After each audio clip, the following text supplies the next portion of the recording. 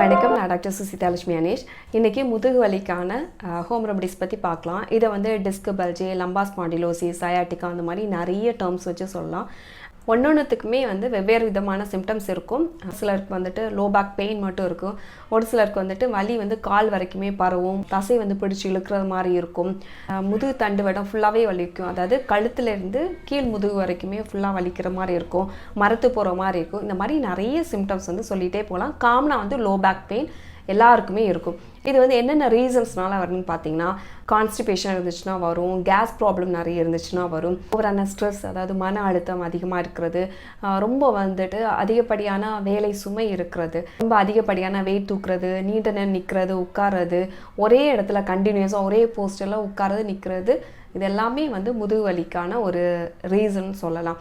இந்த மாதிரி எக்கச்சக்கமான ரீசன்ஸ் நம்ம அடிக்கிட்டே போகலாம். ஸோ இதை எல்லாத்தையும் நம்ம எப்படி சரி பண்ணலாம் அப்படின்னு கேட்டிங்கன்னா, கண்டிப்பாக வந்து இன்டர்னலாக நம்ம மெடிசின்ஸ் எடுத்துக்கணும். வீட்டு வைத்தியமாக நம்ம என்ன எடுத்துக்கலாம் அப்படின்னு கேட்டிங்கன்னா, வீட்டு வைத்தியமாக பிரண்டை வந்து ரொம்ப ரொம்ப நல்லது.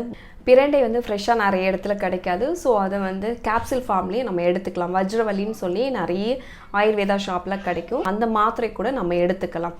அப்படி இல்லாட்டி வந்து பிரண்டையை வந்துட்டு பவுடர் பண்ணி வச்சும் நம்ம எடுத்துக்கலாம். அதுக்கடுத்து வந்துட்டு பூண்டு பால் கஷாயம் வந்து ரொம்ப ரொம்ப நல்ல எஃபெக்டிவாக இருக்கும். பால் வந்து ஒரு கப் எடுத்திங்கன்னா 4 கப் அளவு வந்து தண்ணி எடுத்துக்கணும். அது கூட வந்து 5லேருந்து 6 பல்லு பூண்டு நல்லா வேக வைக்கணும்.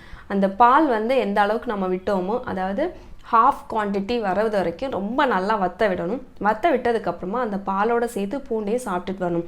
இது வந்து தினமுமே 2 வேளைக்கு எடுத்துகிட்டு வரலாம். அப்படி எடுக்க பிடிக்காதவங்க ஒரு நாளைக்கு ஒரு தடவையாச்சும் நம்ம எடுத்துகிட்டு வரணும். ஸோ இது சாப்பிடும்போது முதுகு தண்டுவடம் பலப்படும். வயிறு உப்புசம், வயிறு சம்மந்தமான நோய்கள் இதெல்லாமே வந்து சரி பண்ணும்.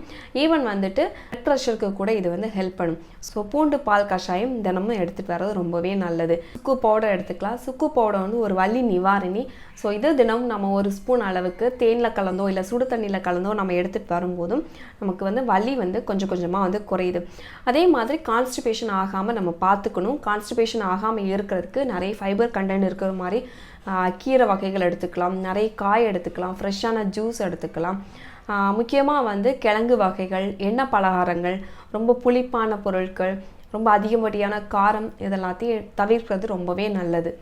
அண்ட் எக்ஸ்டர்னலில் பார்த்தீங்கன்னா கண்டிப்பாக வந்துட்டு ஆயில் அப்ளை பண்ணுங்கள். ஆயிலில் பார்த்தீங்கன்னா தான்வந்திர தைலம், சகசிராதி தைலம் இந்த ரெண்டுமே ரொம்ப ரொம்ப நல்ல எஃபெக்டிவாக இருக்கும். கழுத்துலேருந்து கீழ் வரைக்கும் நல்லா தேய்ச்சி விடணும். அப்ளை பண்ணி ஒரு 20 நிமிஷம் அப்படி இல்லாட்டி அரை மணி நேரம் தாண்டினதுக்கப்புறமா சுடு தண்ணி வச்சு ஒத்தடம் கொடுத்துக்கலாம்.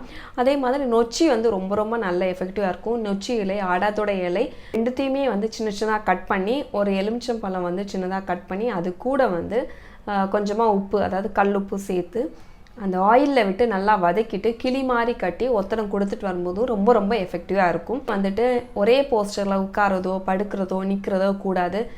வேலை ஏதாவது செய்யும்போது கூட கொஞ்ச நேரம் உட்கார்ந்திங்கன்னா கொஞ்ச நேரம் நடக்கணும்.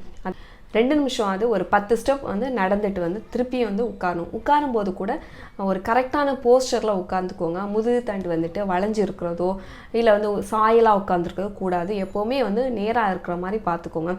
யோகாசனாஸ், எக்ஸசைஸ் இதெல்லாமே ரொம்ப ஹெல்ப் பண்ணும். சின்ன சின்ன யோகாசனாக இருக்கட்டும், சின்ன சின்ன எக்ஸசைஸ் வந்து நம்ம பண்ணும்போது முதுகு தண்டு வந்து பலப்படும். அது மட்டும் இல்லை, அந்த வலி வந்து ரெடியூஸ் ஆகுறதையும் நம்ம வந்து உணரலாம். அதே மாதிரி வெயிட் தூக்கும்போது ஒரு கைக்கு மட்டும் எப்போவுமே வெயிட் அதிகமாக கொடுத்துக்கக்கூடாது. 2 கைக்கும் ஈக்குவலான வெயிட் கொடுக்குற மாதிரி பார்த்துக்கணும். சடனாக நம்ம வந்து குனிஞ்சு நம்ம எந்த வேலையும் பண்ணக்கூடாது. அதே மாதிரி படுத்துக்கும் போதும் நேராக முதுகு தண்டை வச்சு கால் நீட்டி படுத்துக்கோங்க. வலி எந்த இடத்துல இருக்கோ அந்த இடத்துல ஒரு கனமான துணியோ இல்லை பெட்ஷீட் இல்லை வந்து டவலை வந்து 4ஆக மடித்து வலி இருக்க இடத்துல வச்சுட்டு நீங்கள் படுத்தீங்கன்னா கூட வலி வந்து சீக்கிரமாக வந்து க்யூர் ஆகும். எப்போவுமே சின்ன சின்ன கேர் எடுத்துக்கோங்க. வலி இல்லாமல் இருக்கும்போது கூட இந்த டிப்ஸை கண்டிப்பாக ஃபாலோ பண்ணிக்கோங்க. ஆயுர்வேதாவில் எக்ஸ்டர்னலாகவும் சரி இன்டர்னலாகவும் நல்ல மெடிசின்ஸ் இருக்குது. எக்ஸ்டர்னலாக கட்டி வஸ்தின்னு சொல்லி ஒரு ட்ரீட்மெண்ட் இருக்குது. ரொம்ப ரொம்ப எஃபெக்டிவான ட்ரீட்மெண்ட். எந்த மாதிரியான முதுகு வலியாக இருந்தாலும் அது சரியாகும். ஸோ நாள்பட்ட வலி இருக்கிறவங்க ஒரு நல்ல டாக்டரை பார்த்து கன்சல்ட் பண்ணி அதுக்கேற்ற மாதிரி மெடிசன் எடுத்துக்கோங்க.